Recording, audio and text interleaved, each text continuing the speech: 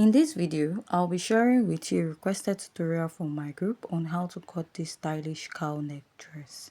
So to start, we are going to draft out the upper part of this pattern first, which is my shoulder to bust, under bust and waistline. After you're done marking that, you want to go ahead and mark your shoulder divided by 2, and because this dress has a sleeve, you add ½ inch.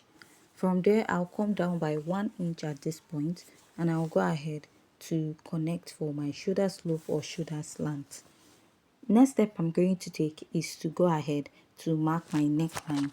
So you can use your basic neckline of 3 inches, but after that I'll just go ahead and mark my chest line. And to get your chest line is your bust circumference divided by 6 plus 1.5 inches. After drawing out the line, I'll mark what I have on the shoulder there and go ahead to place my ruler and connect.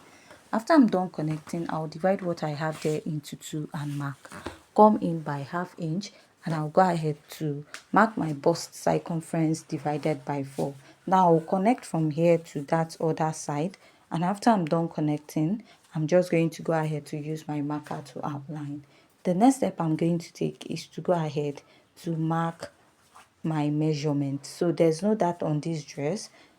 Even if you want to add a dart, you're going to use a bust dart, which you're going to also blend out before marking.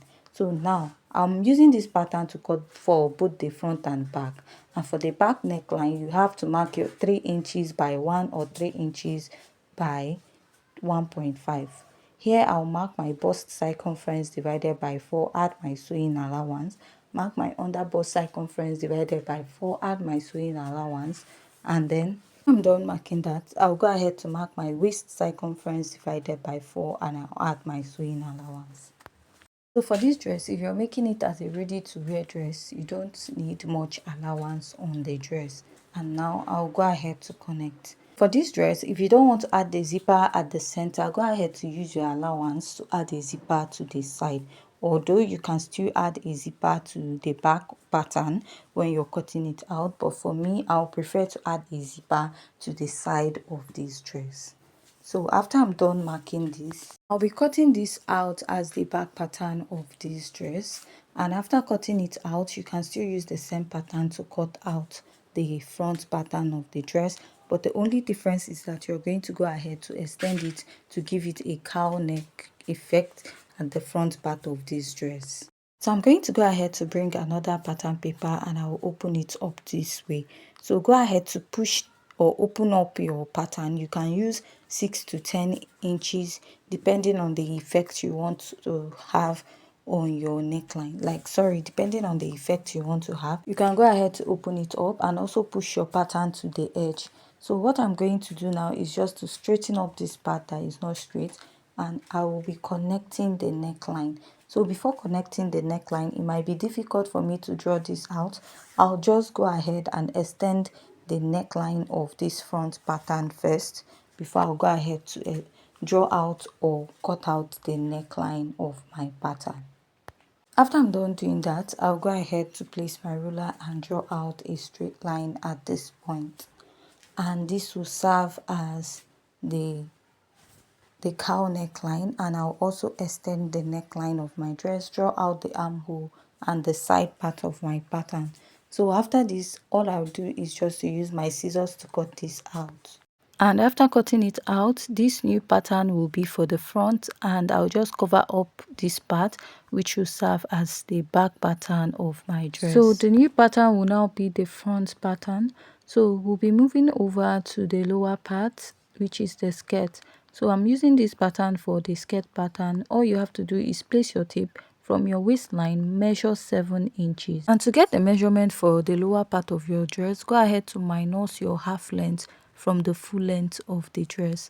So next step is to go ahead to place your tape at the waist now, and you're going to mark your waist circumference divided by 4, add your sewing allowance to it.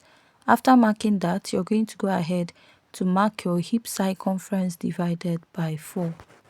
So while cutting the front, I forgot to include this part. You're going to cut out a facing for the upper part of this cowl neck, because you don't want to use lining to turn this. You actually need to use a facing, which will go like half of the pattern of the front part of this dress. After this, we'll move over to the skirt pattern, and at the hip point you're going to mark your hip circumference divided by 4 and add your sewing allowance to it.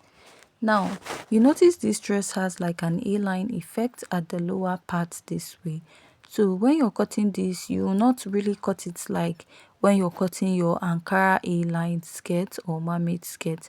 So what you do first, take your tape, place on your waist, get your waist to knee point and mark. From that point, come up by 1.5 to 2 inches and draw out your line. So also when you're folding the lower part of this skirt, you can fold it with either your hip circumference divided by 4 and add extra 6 inches, or you can fold it like 18 inches when you're cutting out your A-line or mermaid skirt. But in terms of this dress, there's no much flay on it. So what I'm going to do now is from my hip point, whatever I have on the hip, I'll minus 1 inch from it and mark it on that's my knee point.